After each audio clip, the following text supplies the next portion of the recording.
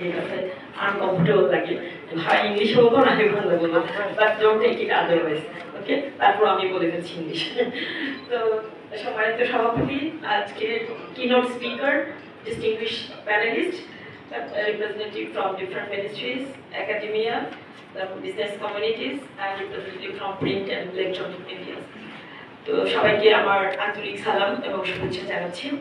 তো প্রথমে আমি ধন্যবাদ দিতে চাই Dhaka chamber of commerce and ইন্ডাস্ট্রিজকে, মানে একটা খুবই যুগোপযোগী এবং খুবই গুরুত্বপূর্ণ একটা রাউন্ড টেবিল ডিসকাশনের আয়োজন করার জন্য, এবং এখানে যাদেরকে প্যানেলিস্ট হিসেবে আমন্ত্রণ জানানো হলো এবং যারা এখানে বক্তব্য রাখলেন কিংবা ইনপুট দিলেন, আমি মনে করি যে এখান থেকে আমি নিজেও অনেক সমৃদ্ধ হয়েছে এবং আমাদের যে বার্নিং কোয়েশ্চেন, যে আমাদের ফোর্থ ইন্ডাস্ট্রিয়াল রেভলিউশনের জন্য দক্ষ মানুষদের সম্পদ আমরা তৈরি করার জন্য যে কীভাবে প্রস্তুতি নিতে পারি সেটা নিয়ে আমরা এতক্ষণ ধরে আলাপ করলাম। তো যে এই জিনিসটা কিনোট স্পিকারের শুরু থেকে আমি শুনতে পারলে একটু ভালো লাগতো, কিন্তু আমি চিফ অ্যাডভাইজার স্যারের ওখানে মিটিং ছিল, যে আমাদের একটা গুরুত্বপূর্ণ মিটিং ছিল, যার কারণে আমার আসতে একটু লেট হলো।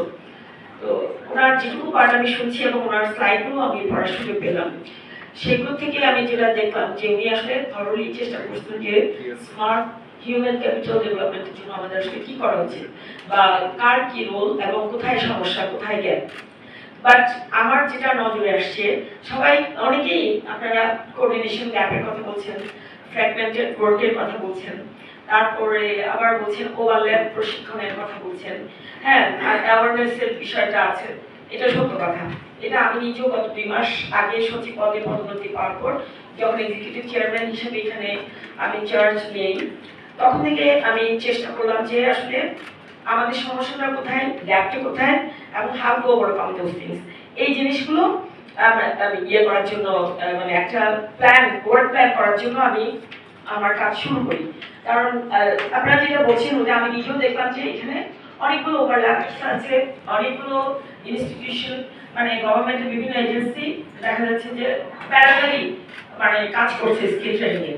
তো সেটা কেন, এটা আমি খুঁজতে গিয়ে দেখলাম আসলে যেটা আপনাদের অনেকেরই অজানা, সেটা হলো যে আসলে একটা গভর্নিং বডি আছে, যেটা মাননীয় প্রধান উপদেষ্টার নেতৃত্বে এই কমিটিটা, ওখানে 22টা মিনিস্ট্রি ওটার মেম্বার আর আদার এজেন্সি যারা স্কিল রিলেটেড এবং প্রাইভেট সেক্টর ওনারা সহ এটা বিশাল একটা 36 সদস্য বিশিষ্ট একটা কমিটি আছে, যেখানে এনএসডি চেয়ারম্যান হচ্ছে মেম্বার সেক্রেটারি। তো এই যে গভর্নিং বডি, এটাই কিন্তু এই পলিসি ইস্যুগুলো ডিল করে। ওটার আন্ডারে একটা এক্সিকিউটিভ কমিটি আছে, যেটার চেয়ার হচ্ছেন principal secretary to the chief adviser sir. তো ওটাতেও আপনার যারা বিভিন্ন স্কিল ট্রেনিং এর সাথে যারা যেসব এজেন্সি জড়িত, প্রাইভেট সেক্টর এবং সরকারি, সেখানে আপনার ডিজিরা আছেন ওই কমিটিতে, এবং এনএসডি এর এক্সিকিউটিভ চেয়ারম্যান ওটার মেম্বার সেক্রেটারি। তো যেটার জন্য গ্যাপটা আমি যেটা রিয়েলাইজ করলাম সেটা হলো আসলে গত 3 বছরে, মানে এনএসডি এর বয়স মাত্র 6 বছর, এটা আপনারা জানেন। 2018 সালের আইনের পরে 19 সাল থেকে এর কার্যক্রম শুরু হয়। তো আপনারা জানেন যে যে কোনো একটা নতুন অর্গানাইজেশন যখন শুরু হয় তখন ফার্স্ট এটার ইনফ্রাস্ট্রাকচার সেটআপ, তারপরে আপনার যে রিক্রুটমেন্ট প্রসেস, মানে টোটাল ইনস্টিটিউশনাল ডেভেলপমেন্টটা নিয়ে কাজ শুরু করতে হয়। তো সেই কাজটাই আসলে 2-3 বছর প্রথমে গেল। ওখানে আপনার যেটা বলে যে আইন বিধিবিধান, এগুলো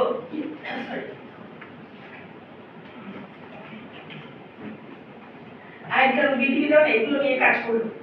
তা এখন মনে করেন যে একটা প্ল্যাটফর্ম যদি না হয়, টাইম নেই তো কফি খাওয়ার পরে,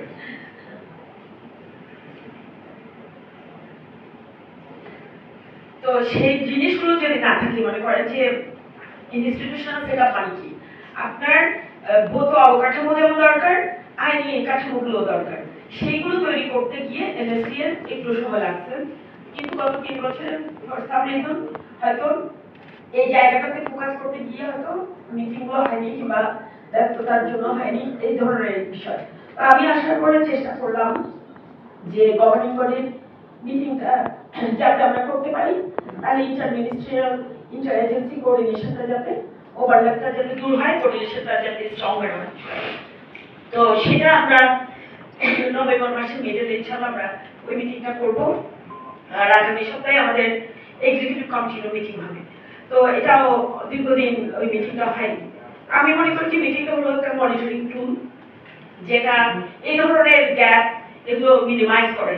এই ধরনের সমস্যাগুলো মানে যারা প্যারালালি কাজ করতেছে অনেকেই জানে না যে আমার রোলটা কি। কারণ দেখা যায় সবাই ভাবে যে আমার করতে করতে একটা মানে দেয়াল তৈরি হয়ে যায়। দেয়াল তৈরি হয়ে গেলে হয় কি, আমারটা আপনাকে করতে দিন না, আপনারটা আমাকে করতে দিন না, আপনি হয়তো ধাক্কাধাক্কিতে আসল জিনিস বলে পৌঁছায় না আর কি। তো সে কারণে এখন আমরা চেষ্টা করতেছি মিটিং গুলো যাতে রেগুলার হয়, সেটা আমাদের প্রথম ইনিশিয়েটিভ।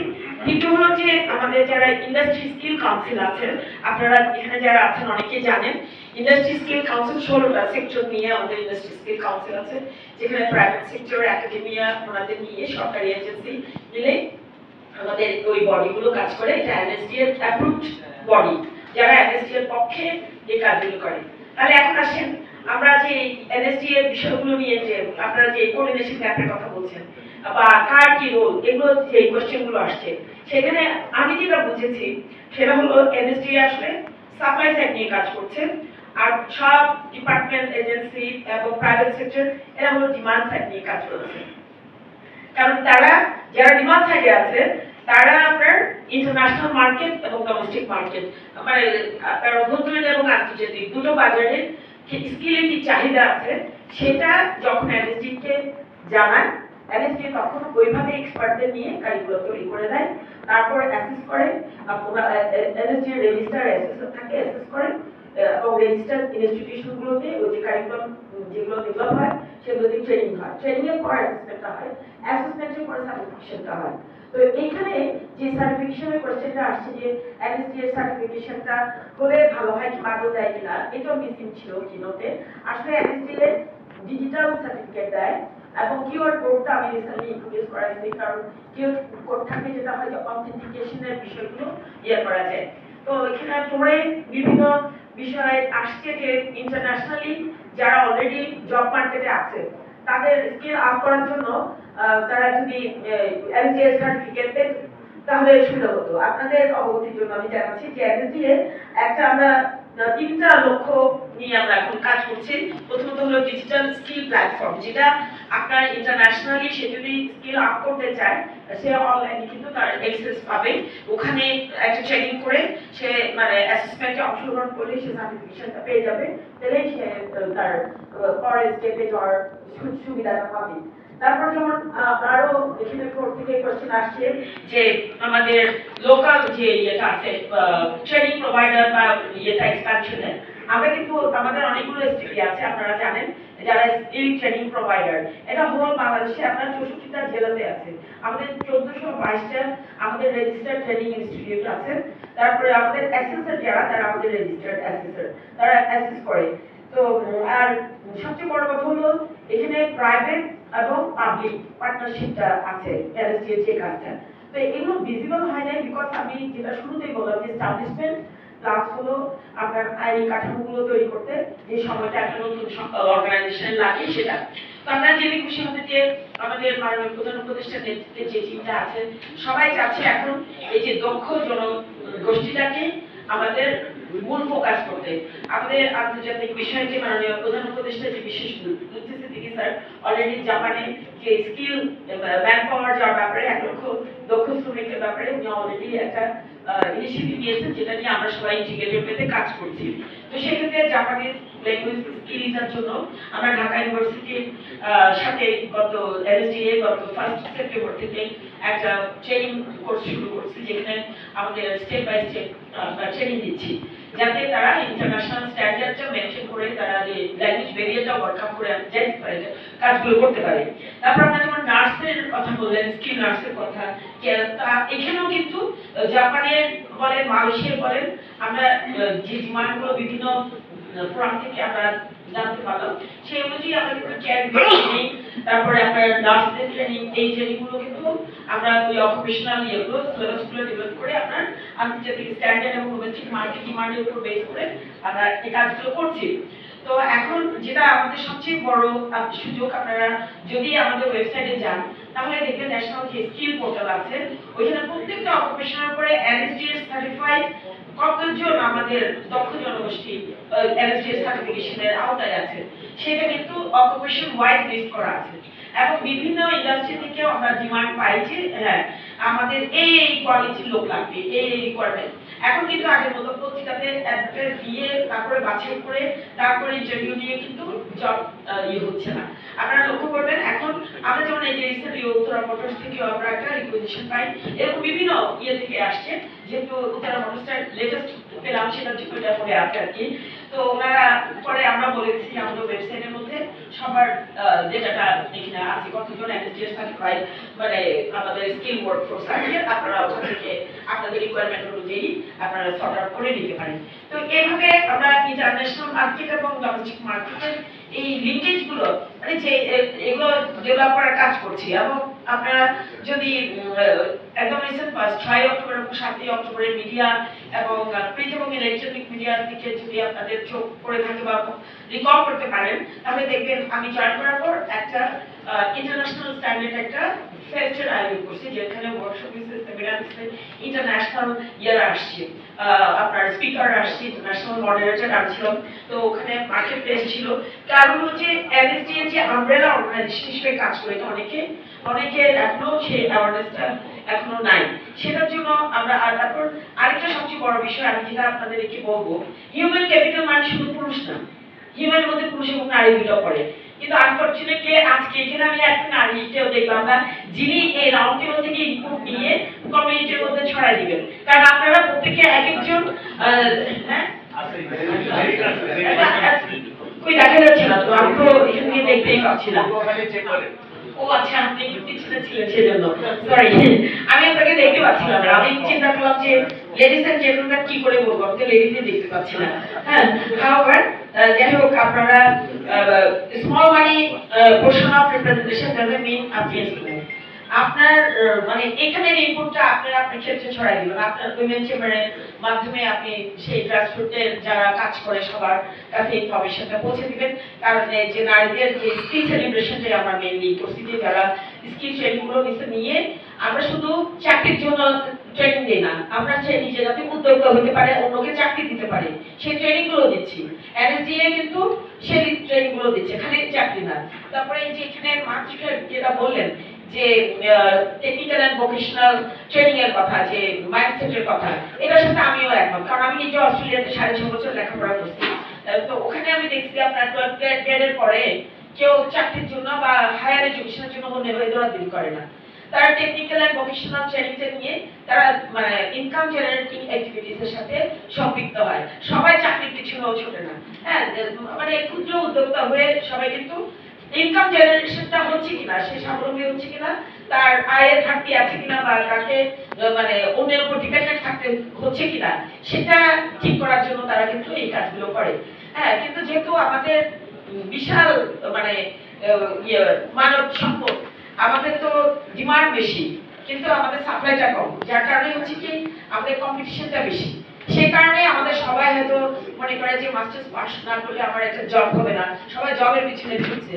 তো উদ্যোক্তা হওয়ার জন্য যদি সবাই নিজেকে এখন যেরকম অনেকেই বের হয়ে আসছে ওরকম প্রস্তুত করে ট্রেনিং গুলো নিয়ে, আমি মনে করি যে বাংলাদেশের যে হিউম্যান ক্যাপিটাল এটা একটা বড় ধরনের আমাদের একটা অপরচুনিটি, এই রিসোর্স গুলোকে আপনার দেশের ইকোনমিতে কাজে লাগানোর জন্য।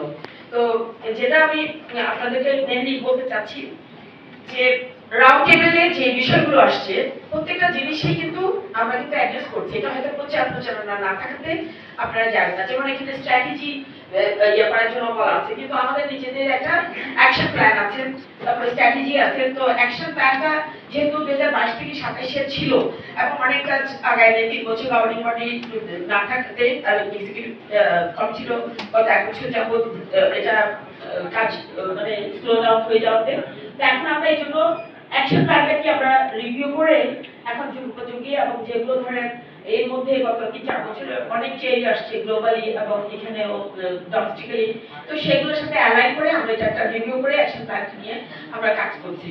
তো এই জন্য স্মার্ট হিউম্যান ক্যাপিটাল মানে আমরা অনেক সময় খালি ভাবি যে টেক ফ্রেন্ডলি হয়ে বুঝি 4IR। হ্যাঁ, 4IR এর সাথে তো সম্পৃক্ত না হলে আমরা শিখতে যাবো, এটা সত্য কথা যে চতুর্থ শিল্প বিপ্লবের সাথে আমাদের হিউম্যান ক্যাপিটালকে অ্যালাইন হতে হবে। আপনি যদি গ্লোবালি যে কোনো জায়গায় এখন দেখেন আগের সাথে এখন আপনি কম্পেয়ার করেন, আমরা যখন পড়ালেখা করি তখন আমরা কিন্তু ইন্টারনেটের ফ্যাসিলিটিসটা পাইনি, আমরা কিন্তু পেপারের উপর নির্ভর করতাম, সেই নির্ভরতার উপরে বেস করে আমরা পড়ালেখা করছি, ইন্টারন্যাশনাল কম্পিটিশন করে আমরা স্কলারশিপ পাইছি। কিন্তু এখন অপরচুনিটি অনেক, আপনি যখনই টেক ফ্রেন্ডলি হচ্ছেন, আপনি যেমন লেখাপড়া নিজেকে উন্নত করতে পারতেছেন, আবার ইয়েও করতে পারতেছেন, জব অপরচুনিটিও আপনি ঘরে বসে মানে সবকিছু করতে পারতেছেন, ইনকাম জেনারেট করতে পারতেছেন।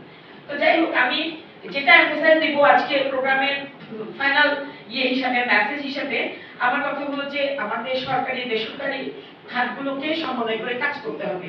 সেটা না হলে আমরা শুধু জব মার্কেট ক্রিয়েশনের জন্য কিংবা উদ্যোক্তা তৈরি করার জন্য শুধু ট্রেনিং দিলে হবে না, তাদেরকে মানে ইন্ডাস্ট্রি আর লিঙ্কেজ যদি করা না যায় তাহলে তারা কিন্তু বেকার থেকে যাবে কিংবা তারা সেটার আউটপুটটা পাবে না। কারণ স্কিল ট্রেনিং এর পিছনে যে ইনভেস্টমেন্ট সেটা একটা রিটার্ন পেতে হবে।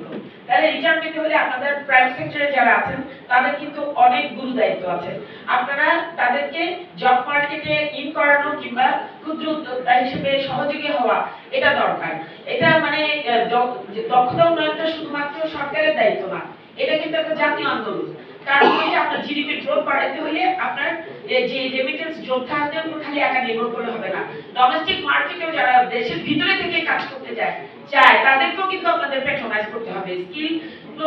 যাদের স্কিল ওয়ার্কার যারা আছে তাদেরকে ইন্ডাস্ট্রি লিঙ্কেজ করে দেওয়া তাদের দায়িত্ব। এই জন্য আমরা আইসি গুলো করছি, এবং আপনারা যদি মনে করেন যে ট্রেনিং দেওয়ার মতো আপনার সক্ষমতা আছে তাহলে আপনারা আমাদের কাছে আবেদন করলে আমরা ট্রেনিং প্রোভাইডার হিসেবে আপনাদেরকে লিস্ট করে রেজিস্ট্রেশন দিতে পারবো। এই আমাদের সব ট্রেনিং প্রোভাইডাররা কিন্তু ওইভাবে ট্রেনিং দিচ্ছে, আমাদের রেজিস্টার্ড অর্গানাইজেশন। সুতরাং এখানে অনেকগুলো অপরচুনিটির সুযোগ আছে।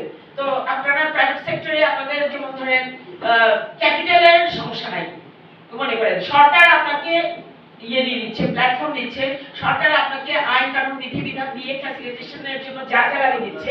এখন আপনি ইনভেস্টর হিসেবে এখন আপনি ক্ষেত্রগুলো প্রস্তুত করবেন, কারণ সরকারের সাথে আপনি সহযোগী হিসেবে কাজ করে আমাদের এই যে স্মার্ট হিউম্যান ক্যাপিটালকে এম্পাওয়ার করার ব্যাপারে আপনারা কাজ করবেন। তো এই প্রত্যাশা ব্যক্ত করে আমি আমার মতামত শেষ করছি। ধন্যবাদ সবাইকে। আসসালামু আলাইকুম।